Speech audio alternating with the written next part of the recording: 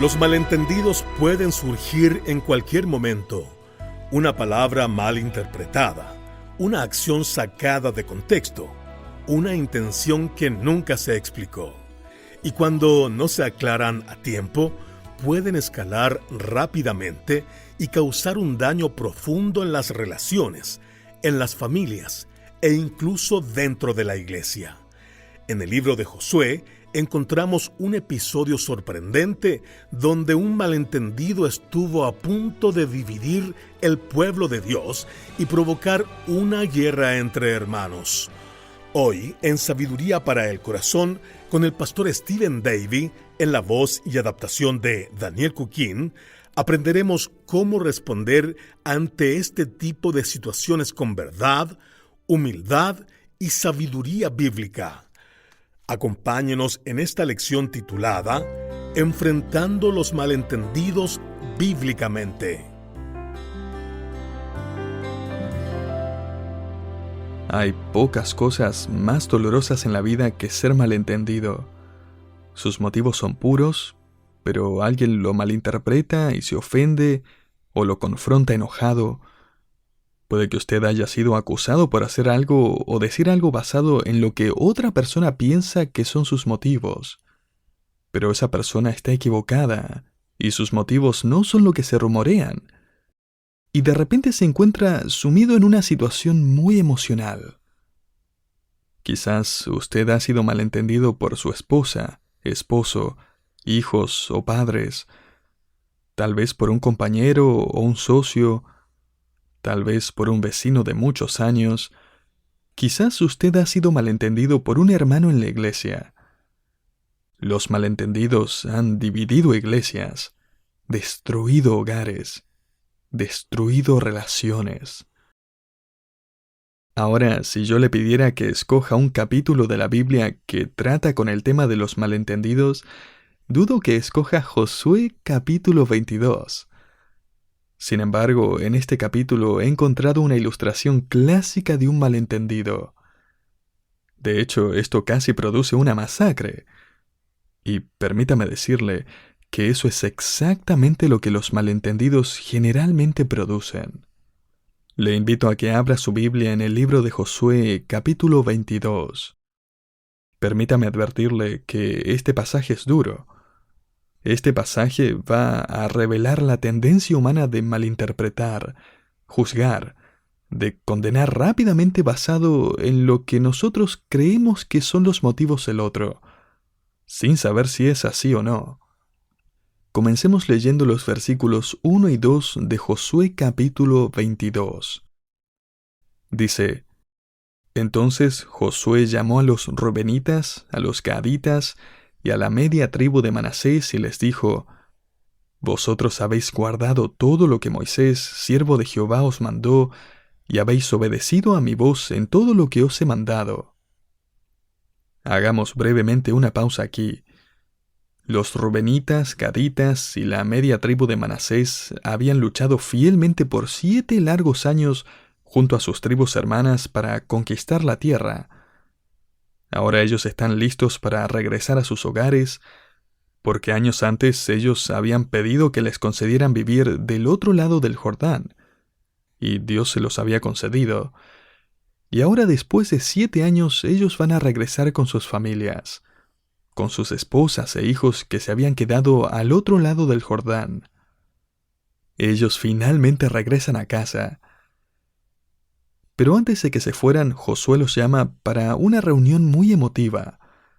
El pasaje no nos dice nada acerca de las emociones, pero puedo asumir que las emociones estaban presentes allí por lo que significaba esta reunión de despedida.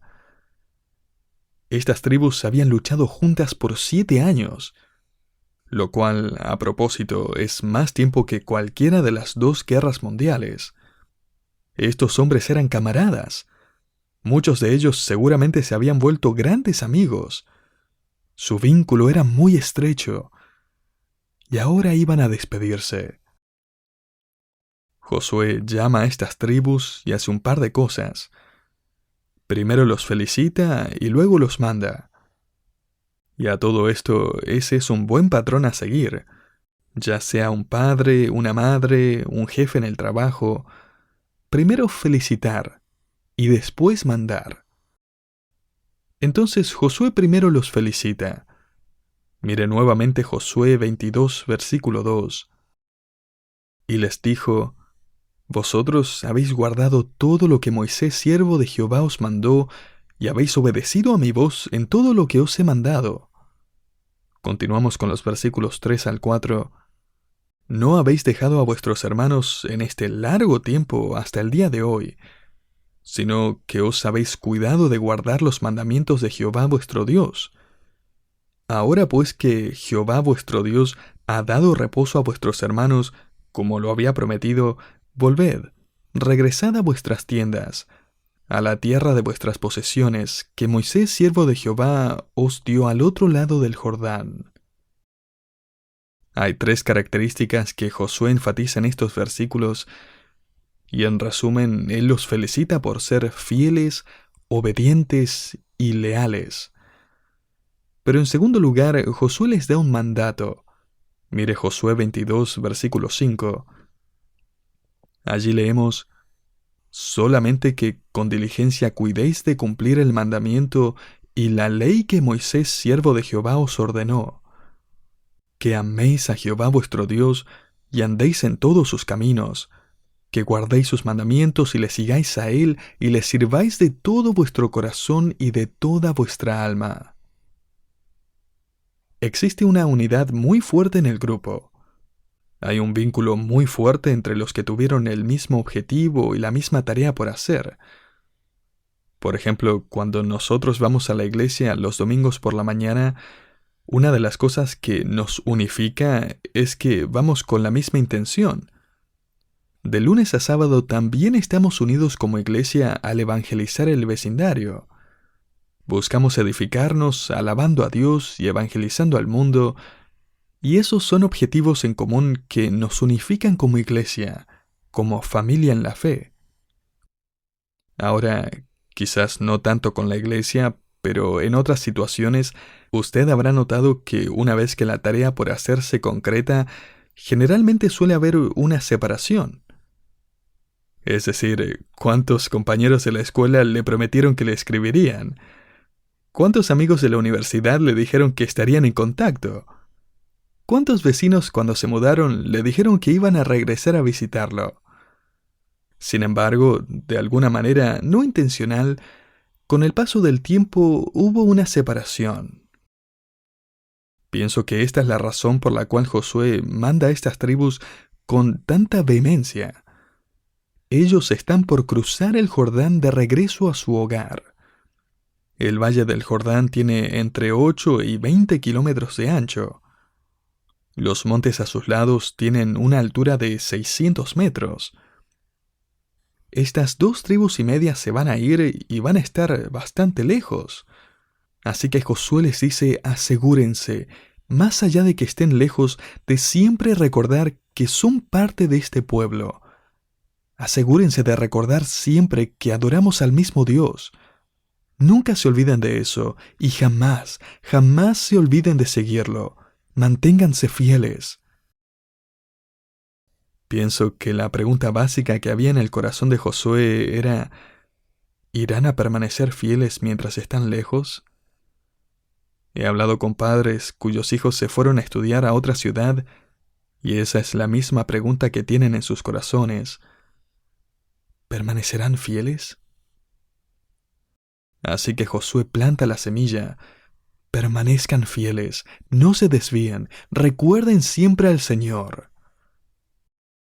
Las 2 tribus y media dejan Silo, que a propósito es el lugar en el que estaba el tabernáculo de Dios con el altar, y ahora mire lo que dice Josué 22, versículo 10. Y llegando a los límites del Jordán, que está en la tierra de Canaán, los hijos de Rubén y los hijos de Gad y la media tribu de Manasés edificaron allí un altar junto al Jordán, un altar de grande apariencia. Quizás ellos llegaron a la frontera y se detuvieron para conversar, y tal vez dijeron: nuestro comandante nos dijo que no nos olvidáramos de Dios ni de quiénes somos, Así que, ¿cómo podemos hacer para mantener este vínculo fuerte y saludable?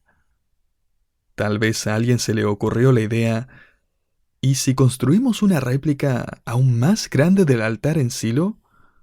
Ese puede ser un símbolo de nuestra unidad. ¿Por qué no construimos uno aquí? Y todos dijeron: esa es una muy buena idea. Hagámoslo. Así que consiguieron los materiales, juntaron piedras y construyeron un altar que podía verse desde muy lejos. ¿Cuál era su motivación? Afortunadamente, Josué 22 del 26 al 27 nos lo dice. Allí leemos: Por esto dijimos, edifiquemos ahora un altar, no para holocausto ni para sacrificio, sino para que sea un testimonio entre nosotros y vosotros, y entre los que vendrán después de nosotros, de que podemos hacer el servicio de Jehová delante de él con nuestros holocaustos, con nuestros sacrificios y con nuestras ofrendas de paz, y no digan mañana vuestros hijos a los nuestros: vosotros no tenéis parte en Jehová. Entonces estas tribus sabían que la verdadera base de su unidad era su adoración a Dios, y que ésta se centraba en aquel entonces en los sacrificios en el altar. Así que construyeron un gran altar en un lugar al otro lado del Jordán. Ahora, si volvemos a Josué 22:11, allí leemos que los hijos de Israel oyeron decir que los hijos de Rubén y los hijos de Gad y la media tribu de Manasés habían edificado un altar frente a la tierra de Canaán, en los límites del Jordán, del otro lado de los hijos de Israel. Y dicen: ¿cómo? ¿Qué hicieron? ¿Construyeron un altar? Continuemos en el versículo 12. Y cuando oyeron esto los hijos de Israel, se juntó toda la congregación de los hijos de Israel en Silo para subir a pelear contra ellos. ¿Qué construyeron? Un altar. Eso solo puede significar idolatría. Agarren las espadas y vamos a acabarlos. Las emociones en los corazones de las tribus se alimentaron por medio de información incorrecta. Y ahora estaban listos para luchar contra sus camaradas. Mire, los malentendidos tienen el poder de transformar a amigos en enemigos en un instante. Los malentendidos preparan el terreno para la desunión y potencialmente la tragedia. Ahora, afortunadamente alguien tuvo la cabeza lo suficientemente fría como para decir: un momento, antes de desenvainar nuestras espadas y atacarlos, ¿por qué no enviamos un grupo para conversar con ellos por las dudas? Nosotros nos alistamos para la batalla, pero mientras lo hacemos, que un grupo vaya y que hable con ellos. Así que, como leemos en Josué 22, versículos 13 al 14, enviaron a Fineés y a un príncipe de cada tribu. Esto debe haber sido algo interesante, ¿no? Porque fueron allí en grupo, listos para condenar a las otras tribus, y de hecho eso es exactamente lo que hicieron. Mire lo que dice el versículo 16. Toda la congregación de Jehová dice así: ¿qué transgresión es esta con que prevaricáis contra el Dios de Israel para apartaros hoy de seguir a Jehová, edificándoos altar para ser rebeldes contra Jehová? Ahora, si quiere una ilustración perfecta de cómo no se debe confrontar a alguien, aquí la tiene. Fíjese la primera parte del versículo. Toda la congregación dice. En otras palabras, todos nosotros pensamos que ustedes son unos pecadores e idólatras. Toda la congregación está de acuerdo con que ustedes están en pecado. Ahora fíjese lo que dice la última parte de este versículo. Toda la congregación de Jehová dice así. ¿Toda la congregación de quién? De Jehová. En otras palabras, todos nosotros que somos espirituales hemos llegado a la conclusión de que sus motivos son malos antes de siquiera preguntarles. Pienso que ellos concluyeron básicamente 3 cosas: que estas 2 tribus y media eran infieles, rebeldes e idólatras. Eso es solo un resumen de sus palabras. Note a propósito que aún no han hecho ninguna pregunta. Los hijos de Rubén y Gad están allí parados, boquiabiertos, frente a esta delegación y sus príncipes. Y mire la primera frase de Josué 22:17. ¿No ha sido bastante la maldad de Peor? Esta es una referencia a Números capítulo 25, cuando se había cometido una gran inmoralidad. Ahora leamos la frase del versículo 20, donde dice: ¿no cometió Acán, hijo de Zera, prevaricación en el anatema? Esto hace referencia a Josué 7, cuando Acán robó y violó así el mandato de Dios. Ahora, ¿qué ha hecho esta delegación? Asociaron las 2,5 tribus con malas personas, personas que Dios ya ha juzgado y condenado. Y finalmente ahora las 2,5 tribus pueden responder.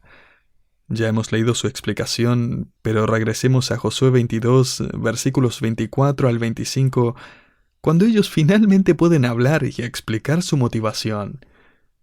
Ellos dicen lo siguiente: lo hicimos más bien por temor de que mañana vuestros hijos digan a nuestros hijos: ¿qué tenéis vosotros con Jehová, Dios de Israel?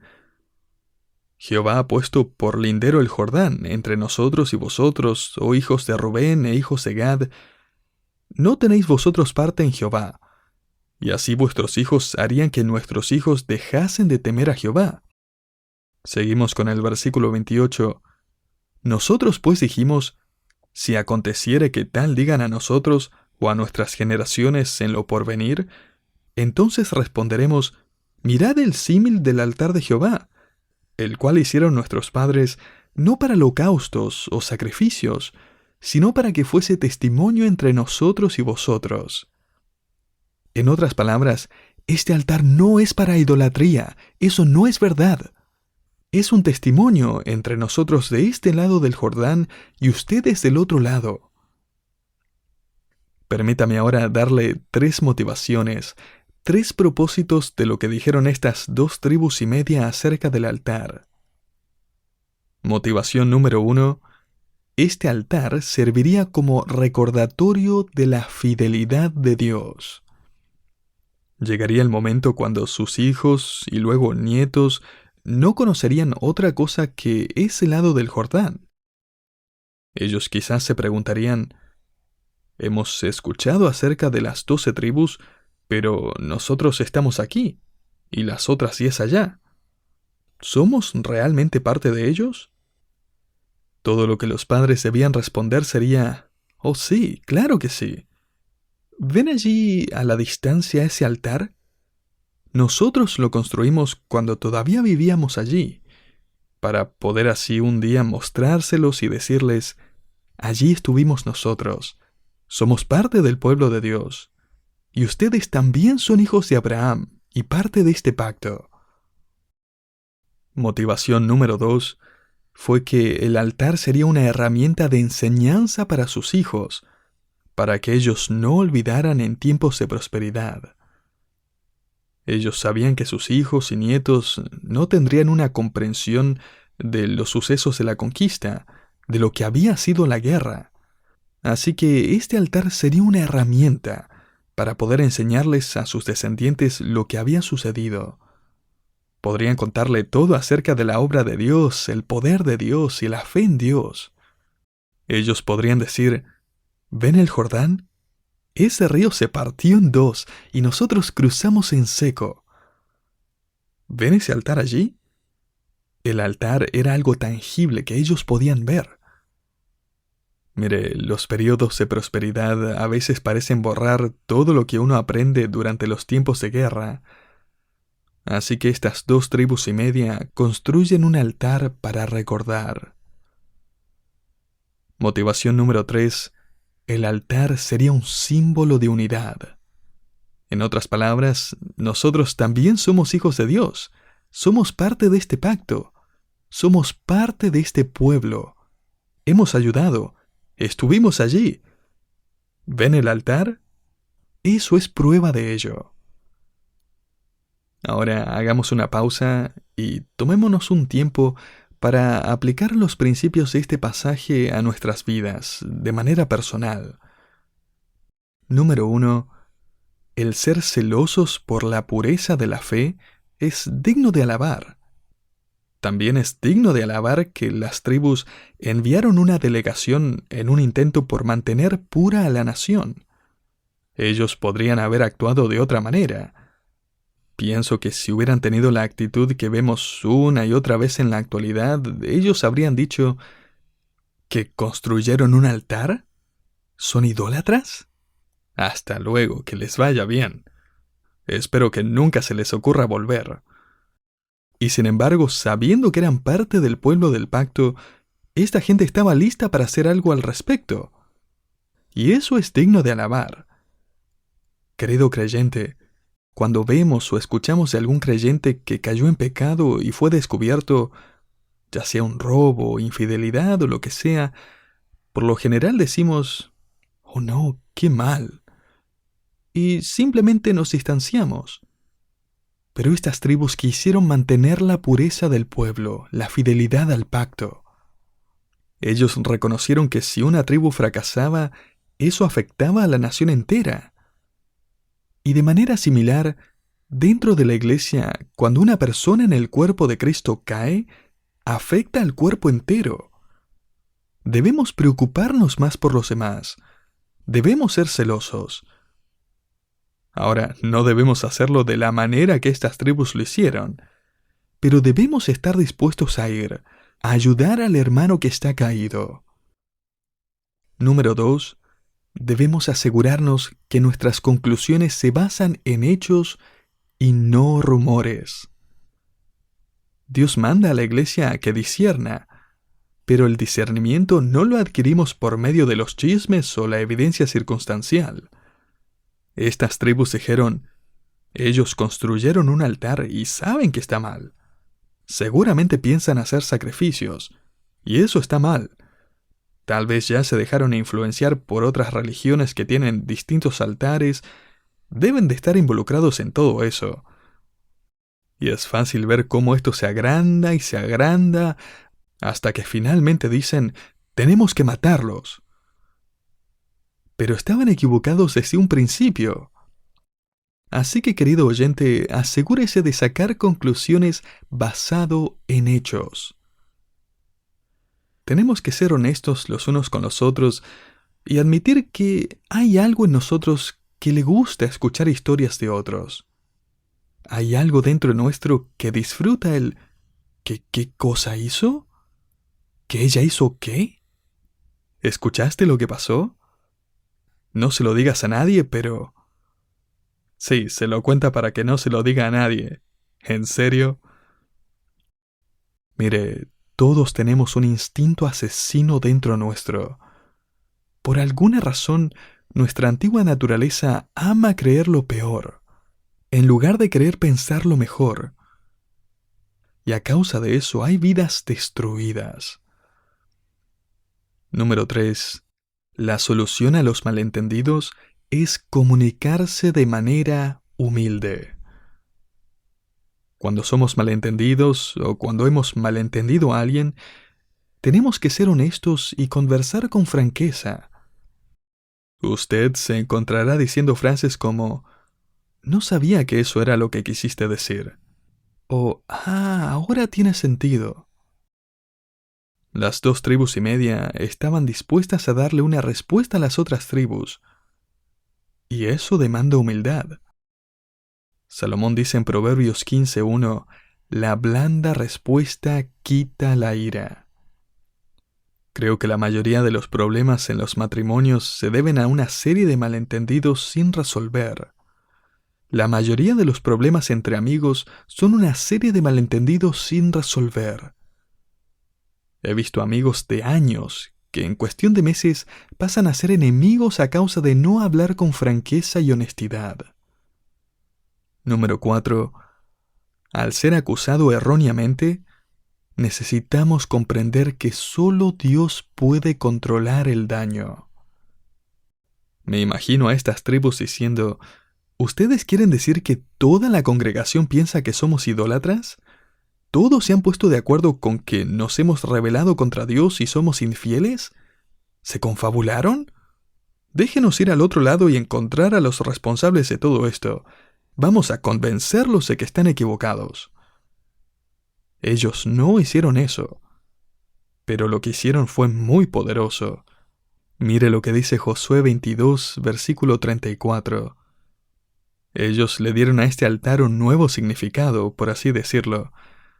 Y los hijos de Rubén y los hijos de Gad pusieron por nombre al altar Ed, porque testimonio es entre nosotros que Jehová es Dios. Estas tribus dijeron con misericordia y gracia: aún queremos el altar, queremos que nos consideren como parte de la familia. Yo me hubiera enojado muchísimo, pero ellos dijeron: queremos seguir teniendo este símbolo de unidad, este monumento que testifica que somos siervos de Dios, el único Dios verdadero, y nunca, pero nunca nos vamos a desviar de ese camino. A veces, querido oyente, cuando somos malentendidos, nuestra única respuesta debe ser confiar en nuestro Dios soberano. Solo Él puede controlar el daño. ¿Y sabe qué? Ese altar de malentendidos en su vida puede convertirse en una de las herramientas principales de Dios para moldearlo, para conformarlo a la imagen de Cristo. Querido creyente, ¿existe algún altar de malentendidos en su vida?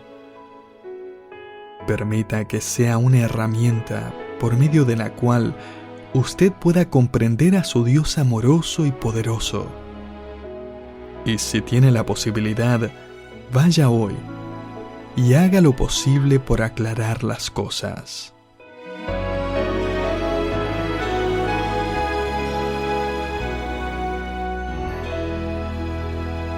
Los malentendidos no solo ponen a prueba nuestras relaciones, también revelan qué tan dispuestos estamos a escuchar, a preguntar con humildad y a confiar en Dios cuando somos juzgados injustamente. Gracias por acompañarnos en Sabiduría para el Corazón, una producción de Sabiduría Internacional, donde buscamos aplicar la palabra de Dios a los desafíos reales de la vida. Hoy hemos compartido la lección titulada Enfrentando los malentendidos bíblicamente. Si este mensaje fue de bendición para usted, le animamos a visitar sabiduriainternacional.org/compartir. Allí, solo con un clic, podrá invitar a otros a suscribirse y recibir gratuitamente recursos que fortalezcan su vida espiritual. Puede compartirlos fácilmente por WhatsApp, correo electrónico o redes sociales.